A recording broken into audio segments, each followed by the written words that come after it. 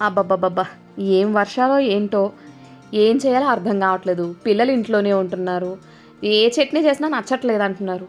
కొత్తగా ఏదైనా ట్రై చేయడం కాకుండా, మనకి వచ్చిన దాంట్లోనే, ఉన్న వాటితోనే కమ్మగా పిల్లలకి నచ్చే ఆరోగ్యవంతమైన అల్లం పచ్చడి ఒకసారి చేసుకుందామండి. ఇది అల్లం పచ్చడి అనే కాదు, రెడ్ చట్నీ అని కూడా అంటూ ఉంటారు. మనకి వీధిలో బండ్ల పైన హోటల్స్‌లోని మనకి ఈ చట్నీ ఫేమస్ అండి. అటువంటి చట్నీని ఎలా ఈజీగా చేసుకోవాలో డిస్క్రిప్షన్‌లో లింక్ అయితే ఇస్తున్నాను. డెఫినెట్‌గా చూడండి. ఇంటిల్లపాదికి కూడా చాలా బాగా నచ్చుతుంది.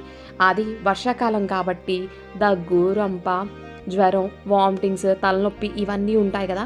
ఒకసారి ఇలా అల్లం చట్నీ ట్రై చేయండి. హెల్త్‌కి కూడా చాలా మంచిది అండ్ చాలా చాలా టేస్టీగా ఉంటుంది. ఒకసారి చేసి పెట్టుకున్నామంటే 2 నెలల వరకు నిలువ ఉంటుందండి. అటువంటి రెడ్ చట్నీని ఎలా చేసేయాలో చూసేయండి. చకచకా చేసేయండి. ఎలా కుదిరిందో నాకు కామెంట్ చేసేయండి.